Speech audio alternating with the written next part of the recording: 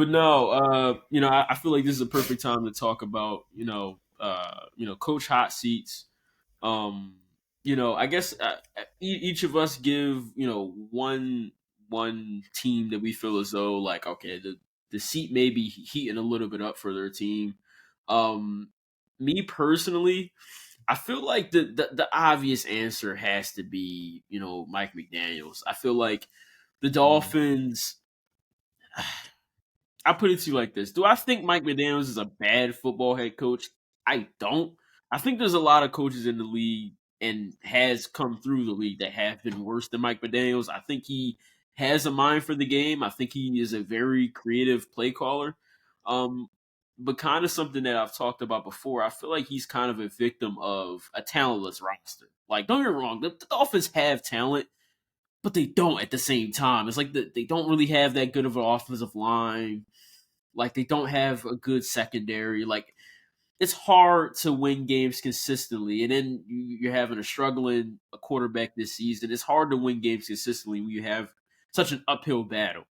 Um, but it just feels like the clock is ticking. You know what I mean? Like it really does feel like that. The Dolphins are not gonna fire him mid season, but it would not surprise me if come next NFL cycle he's somebody's offensive coordinator. Yeah, I think in general, like that whole Dolphins organization is just so it's it's mind-boggling of how like they don't look like an NFL team. Like the way they ran is like a college football team. I'll be honest. Like there's just some stuff that you just don't that you shouldn't see in an NFL. Where like you got Tua making mistakes at the podium where like at this point like we feel like people wanted him to show some more leadership and stuff like that. And like but the stuff he's been saying at the podium after every game, people just say just stop talking. Just stop talking. You're just making Yeah. everything worse. Right? And then with the thing with like the talent of this roster, that falls on the GM. Man, when like for example, this past offseason, you had one of the better guards in the game in Robert Hunt. You had a chance to pay him. No, you let him go. What? You can't let probably one of your best offensive linemen go to another team when you have no offensive lineman to begin with. Hmm. Right? That's the one thing. Right? And I feel like ever since like their peak was when they traded for what's his name? Tyreek Hill. Yeah. And when they had that Tyreek Hill Waddle, tandem and the lead, obviously it just happened. So they haven't really figured out how to guard that type of offense yet. But obviously they know what to do now, right? And so now they're like the whole offense of the Dolphins is just Devon A chain, and then Waddle because that's all they have left right now. But it's just one of those things where like it's been a few seasons, time has run its course, and it's time for a change. And the change could be really ugly for the Dolphins depending on what route they want to go to, right? Hmm. Where not only can Mike McDaniel not only will he will leave, probably the GM, right? Probably I think even he's Tua. already gone, if I'm not mistaken. I think Oh, he's is already. he already gone? Yeah, but like I said, even maybe Tua, the quarterback they just paid, and I'm not sure how that really looks like on the salary cap and everything. But if they move on from him, that's going to be very detrimental to their cap Dead situation. cap of hell and misery. It's not Yeah, good. and Yeah, not to yeah, yeah. mention, The Dolphins did fire their GM on they fired this man on Halloween. Holy shit. Boo. scary times. But but not to mention, they're also like there was a report saying that they plan on releasing or cutting whatever term you want to say, Tyreek Hill at the end of the season. Which okay, I'm not in the I'm not upstairs in that room. So I guess if that's the best way you want to Pretty go much. about it and not even get a draft pick from it, it's just Yeah, I mind thought he was going to boggling. get moved at the deadline Yeah, me but he, too. unfortunately, he got hurt. But Yeah, I me thought he too. was definitely a deadline move. But Conklin, what would you say your coach hot seat is? My coaching hot seat is I'm gonna go with Matt Lafleur. Well, Matt That's a Lafleur. sneaky one, yeah. Yeah, because and it's just a thing, a matter of when you know the offense in general throughout the whole season and even last season, right? even Packers fans will, agree with me that the offense has been so inconsistent that you never know what's going to happen week to week. Like you can have one game where you have Josh Jacobs, Romeo Dobbs, um, the tight end that just got injured. I forgot his name. Tucker Tucker Craft. Craft. Right. Yeah, Hmm. where they would just go off for like 400 yards of offense, 500 yards of offense, and then the next game have what? Not like what? A 16 passing yards in the first half, right? And it's just one of those things where like now they're debating of giving Matt LaFleur is giving away his offensive play calling, where that's what he's known for. And there's been times throughout the past where like when reporters ask, "Oh, are you going? Would you think about shaking up the play calling to give it to somebody else?" He said no. He said I'm making the play calls.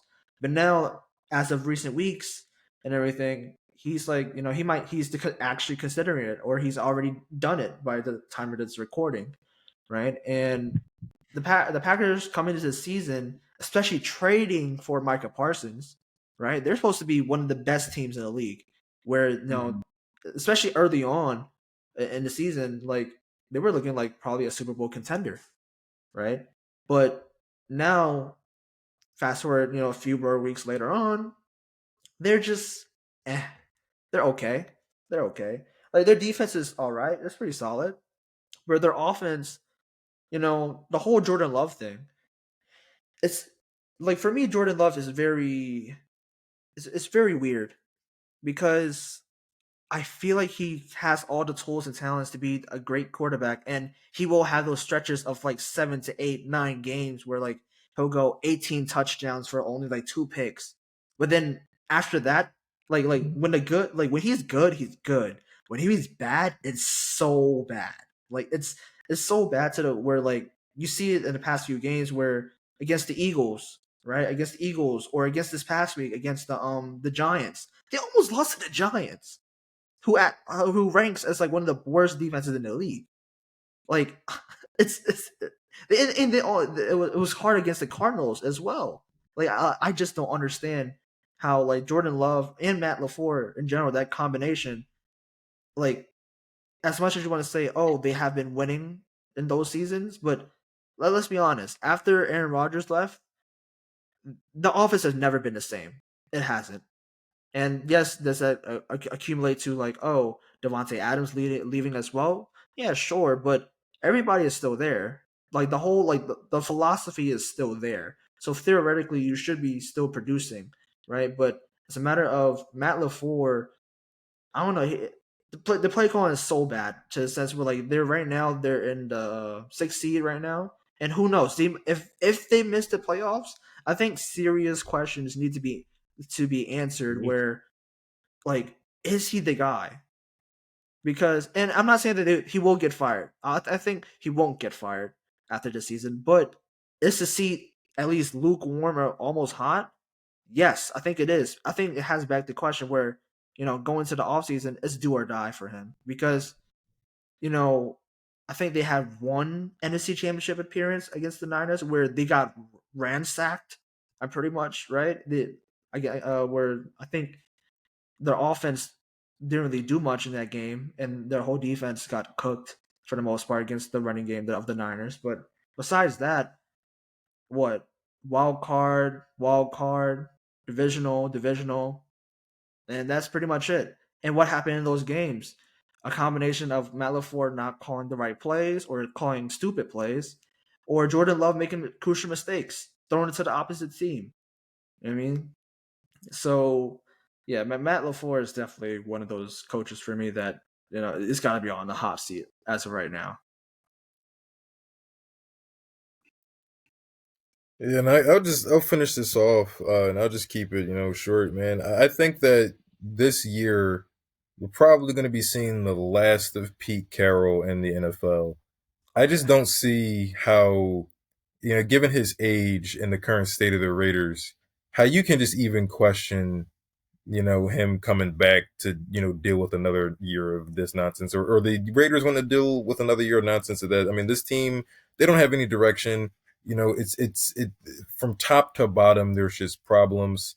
You're starting to get some, disgruntled players. Jacoby Myers, he wanted out of there. Unfortunately, Max Crosby couldn't get out of there. They just threw Ashton Genty into the fire. Doesn't look like that's going to be good. They gave Geno Smith that money, and Geno's side is still happening. So it's I just don't see how Pete Carroll can continue to have his job with the Raiders. And then to also kind of go on the other end of the spectrum, I'm looking at Kevin Stefanski, and I'm thinking, if I'm a player, I don't think I ever want to play for you, like ever. I think that this quarterback, debacle kind of talks about coach maturity and how we're kind of losing the old guard era of like really stoic head coaches. Real guys who knew how to manage not only personalities but how to handle their team in a sense where everybody felt like they had some respect going in there. The way how they just handled this quarterback controversy, I just feel as if he did an awful job at trying to protect the player that he drafted.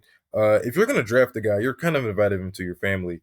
And at the end of the day, just having him kind of be the face of like media, criticism for a dude was you put him on the third string for absolutely no reason after he did a good job in preseason, and then you don't even give him first team reps, and you're the head coach, he's your backup quarterback. You got rid of Flacco. What are we doing?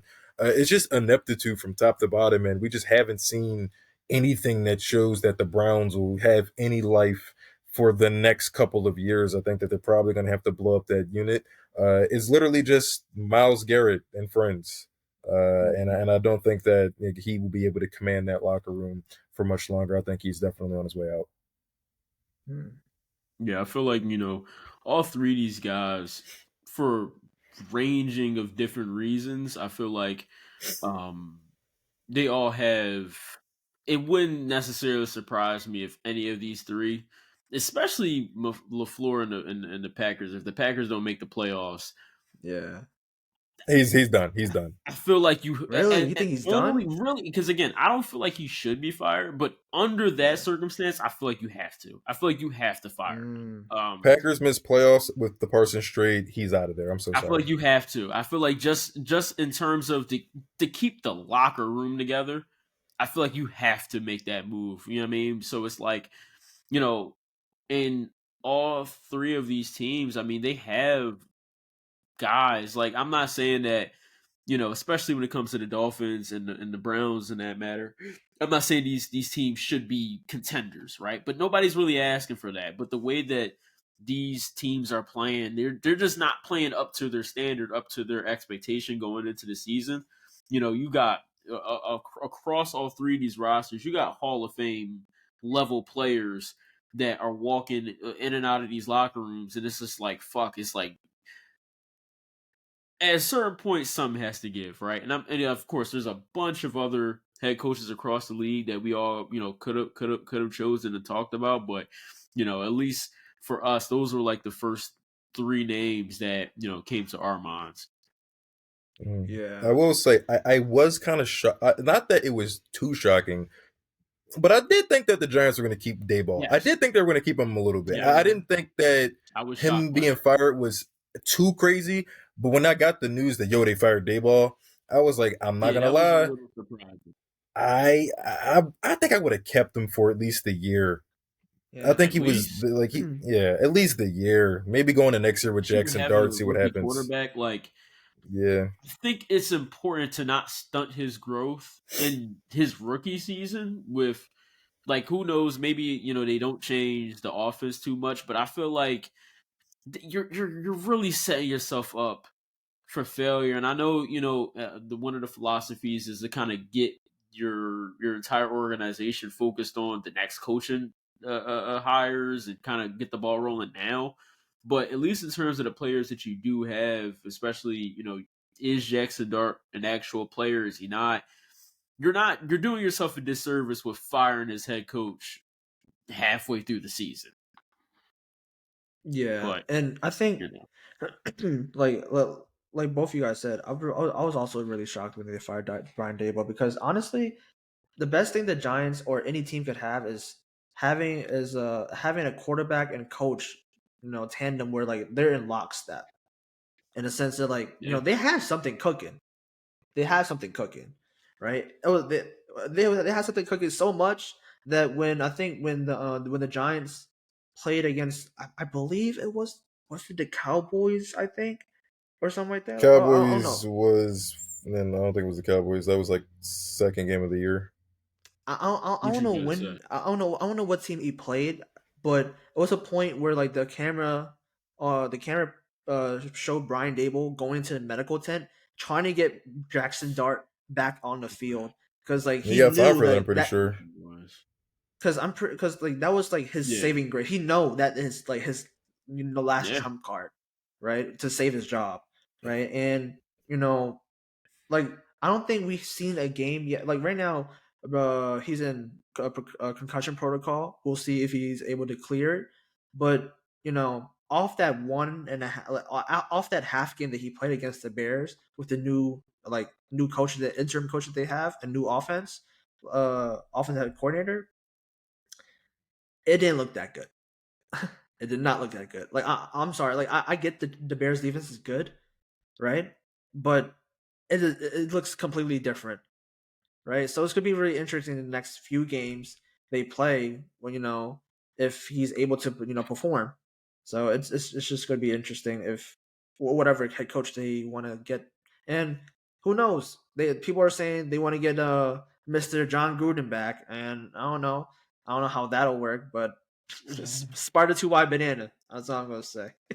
Nah, The fact that of the two of us, I'm the only person that got that reference is I spent too much time on the internet, entirely too much time on the Yeah. internet. like, um, but yeah, I feel like there's a bunch of fucking names like Aaron Glenn's of the world, things of that nature. Like, it's just one Raheem of those things Morris. where, listen, I would be can't do very first years interested to like that. see. You can't do first years. I don't know. I don't Me, think you can. I 100% agree. I feel like You you can't do can. first Like, years. but I mean, well, I guess technically that was his second year at the Bull.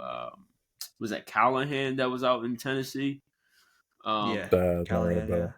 Yeah, it's just one of those things. Or fucking Zach Taylor, the fact that he's still kicking it over there in Cincinnati. Literally the only thing keeping his job is Jamar Chase and Joe Burrow. Like, but Yeah. it'll be interesting to see, as the season pans out and then going into next year, just how that whole coaching carousel pans out. But, you know, I think that's about it. Yeah. Yeah, but I think it's a good time to like moving on from the coaches. Let's go back to the players side where I think the season awards race in general has gone really very interesting. So I think let's just start with like right off the bat with MVP. Like, who do you guys have as like the MVP front runner, or do you think Jonathan there Taylor. is no front runner and there's like I think a certain Jonathan battle Taylor. between other Jonathan guys? Taylor. Jonathan I don't Taylor. think we need just Jonathan Taylor, and I don't think we even have to have that conversation. If you watch Maybe Matt football, it's Stafford. Jonathan Taylor. Maybe Matt Matthew Stafford. Stafford, I feel like those are the only two people we're talking about. I'm sorry. Yeah. Like, Yeah. the answer is Jonathan Taylor, but if you want to entertain a two-man race, it's Matthew Stafford, and that's as a number two. But Mhm. if you ask me right now, who would my vote go to? It would go to Jonathan fucking Taylor. Like, Yes, he is 100%. that team. 100%. If a Like running this, back is gonna win MVP, it has to be this year. yeah, like the season that he's having is just it's so insane that like the past 2 years with Saquon having an unbelievable year, CMC had an unbelievable year. That's like what Jonathan Taylor's doing right now is even better than that. Like we haven't seen a season like this since like prime Adrian Peterson, and that's like Hall of Fame guys we're getting And to, he, right? Like and I would say this is rivaling that because the thing yeah, that Jonathan Taylor has that AP didn't have those years was the touchdown production. Like, yes. dare I say, we haven't seen a season like this since LT. Like, when you just have a running back Mm, that is just week in and week out, where his betting favors on touchdowns is above one. That's That's crazy. crazy. That's crazy. Like, or, wild. or, or like this the small little glimpse that we had on that Todd Gurley run, like where it's just one of those things where it's just like, holy shit, man! It's like he can take a carry 75 yards every single fucking time. You know what I mean? And if this team is going to do anything in the postseason, like seriously, is going to be on the back of 28, right? So I feel like we're kind of all in lockstep with Jonathan Taylor being MVP. I don't know how you couldn't. Defensive player I of the just year. checked. I just checked. He has 17 touchdowns in 11 games. Yep, Oh my god. Well, no, it's not even that's 11 games. crazy. He That's just had a bye week, so it's 10 weeks. It's oh yeah, 17. yes. The Colts were on a bye week. Yes. So Oh my we're talking about almost goodness. 2 touchdowns a game Yes. is Damn coming near. Yeah. from him. Like that's insane, bro. So I'll be honest with you. Like if you're watching football, unless you're like literally just fucking quarterback everything, there's no way you're watching what's going on in Indianapolis and saying that Jonathan Taylor is not fucking the MVP favorite right now. But Mm. I feel like similarly, like defensive player of the year, I feel like is a pretty open and closed case. Myles Garrett, like I don't. Yeah. Also, I don't know how he isn't the favorite. Like he has to be the favorite for defensive He player. gets that sack. He gets that sack record. It's yeah. It's over. It's Yeah. not even a question. If he breaks TJ Watt's record, yeah. If he gets to 23, it's over. Mhm. It's fucking over. Like- Even if he like gets Miles- 20, honestly, I think if he ends the season with 20, I still think he's the defensive player of the year. Which sucks the fact that he's on a bad team, but you can't watch him play football and not think, holy shit, like this is the best defender in football right now. Yeah, Mhm. and And it's- Mark it's- Gastineau is it's- going to be upset with him. Yeah, and it's no surprise that Miles Garrett, he's a like if he retired today, he's a Hall of Fame player. Yeah. He's already a Hall of Yeah, Fame player. first, yeah, he's right? he's Yeah. a lock. But the things that he's doing right now is, I think, give it a couple years, maybe 2 more seasons, right? But I think you might have to start putting him in conversations where is he a top 5 pass rusher of all time? I don't know. I don't know, but That's right. I would. Yeah, let's slow down on that one. I'm not saying he is. The I'm not NFL saying he history is. deep when it comes to like I know. the But, pedigree of pass rushers. It's like, but what I all will I'm just say saying is is, that I the won't go sack that production. far. But what I will say is, in terms of like the last like 10 years, he is definitely he may have a seat at the table when we have conversations of like Aaron Donalds of the world, the JJ Watts of the world. Like it's hard not to have his name be the next name that comes up. You know what I mean? Oh, Like, he's in that. He's in that. Yeah, he's in that pedigree. He's in that pedigree without a doubt. Yeah, yeah. he's in a But class of his own. I guess the next one, right? Like offensive rookie of the year. That's now that one's up in the air. I'm That not gonna one lie. is very up in the air. That one shifted around. I was full. Scadaboo was gonna get it. Scadaboo gets hurt. Ooh, really? Before Interesting. but the production that Scadaboo was putting up, man, That's I think he would have had, especially since Igbuka got hurt, which I do think Igbuka could probably still string together a rookie of the year campaign. Ooga, T-Mac. But Ooga, moving though, the missed games might have some problems though. Yeah, I feel like because like to your point, it's been a lot of injuries. I feel like right now it's kind of Tyler Warren's Yeah. to lose right now. It's his race to lose. Like I feel like he's just been consistent. He's played every game. He's on a good team. Like it's like if you like he has the best argument right now in my opinion of any of the rookies. Yeah, for sure. Holy shit! Yeah, I guess we can go over to defensive. You go I with feel the like defensive rookie of the year is I don't fucking know. I guess Jahad Campbell.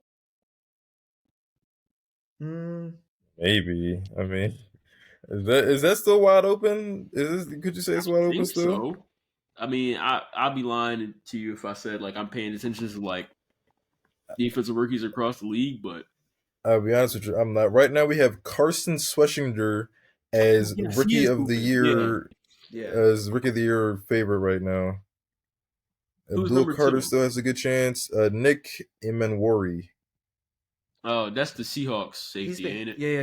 But he's been banged up a little bit, so I'm not sure. I think if anybody, it probably would be Schwessinger. Yeah, I think Schwessinger or Campbell.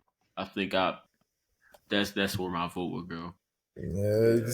but again, I think it's still wide open. Like, Yeah, say there's still some time. somebody like they got Abdul Carter number 3 right now on the odds.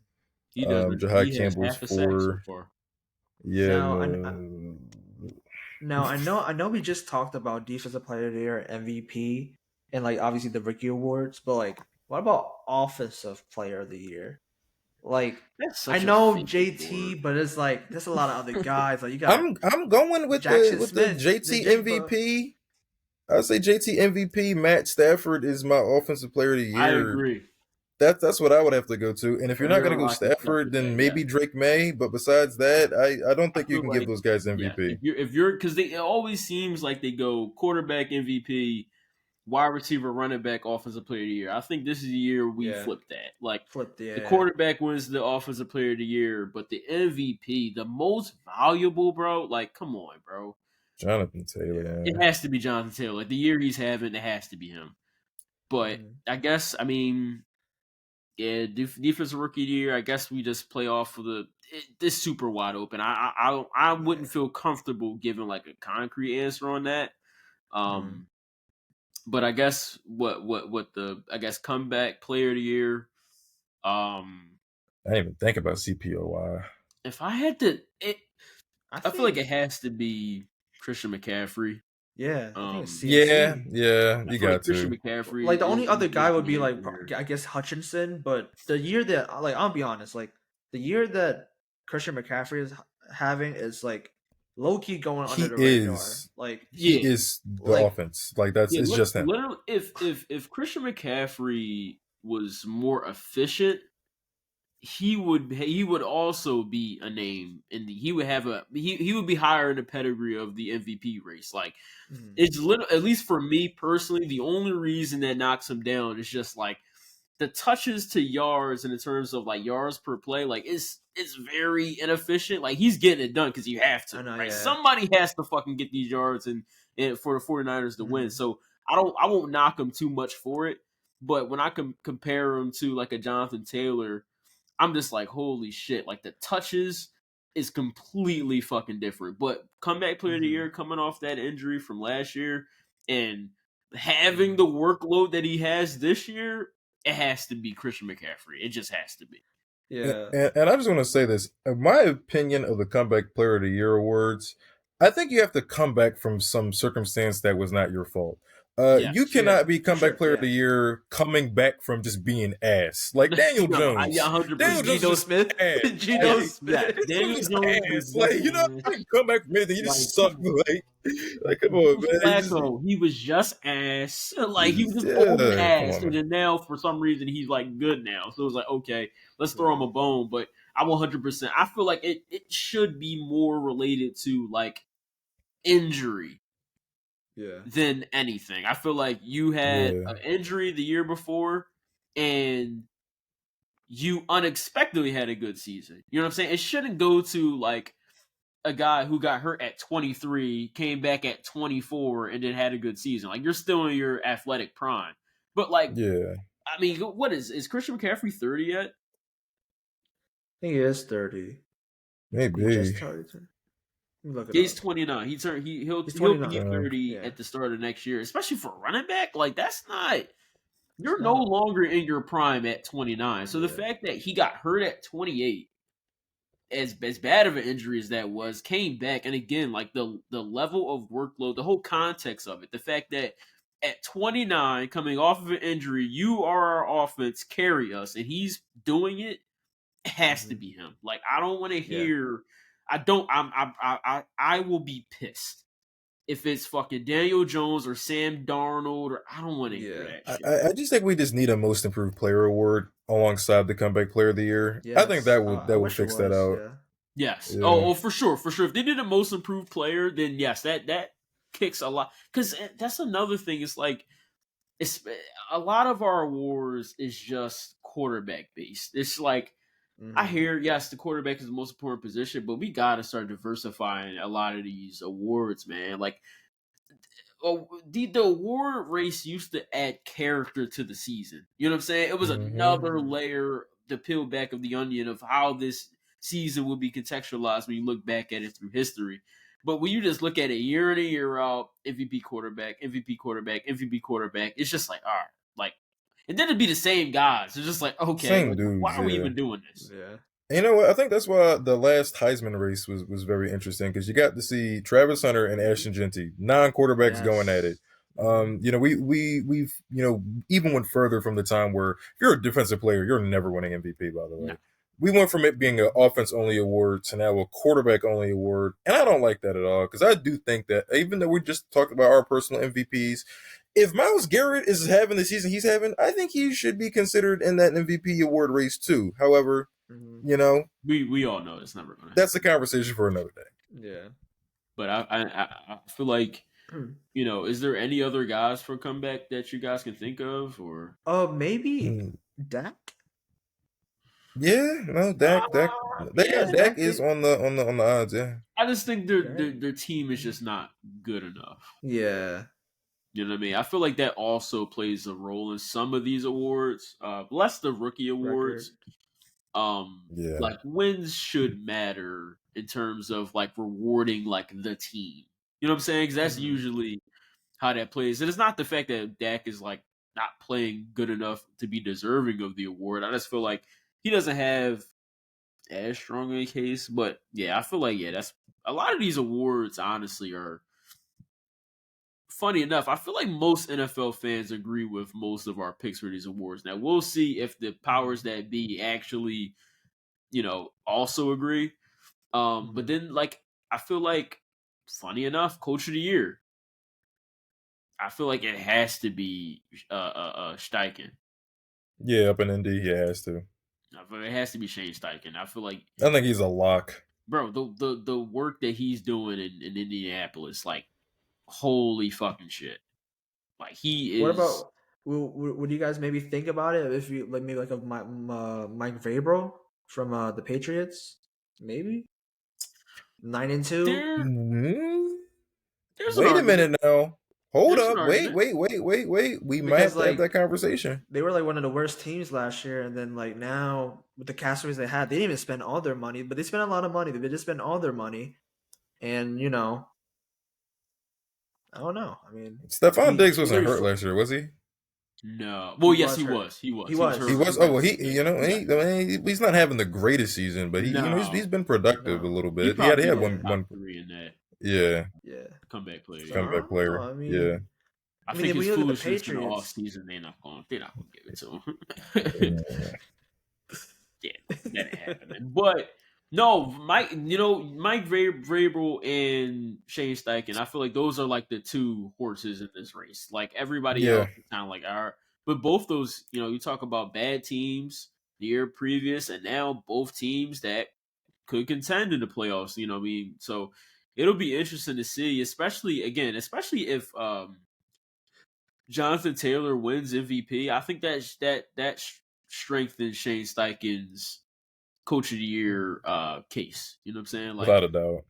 it just goes to show that like the latter half of this season is going to be very very interesting because especially with like how seasons are going to play out, which players and coaches are still going to be here throughout the end of the season if they're going to make it, right?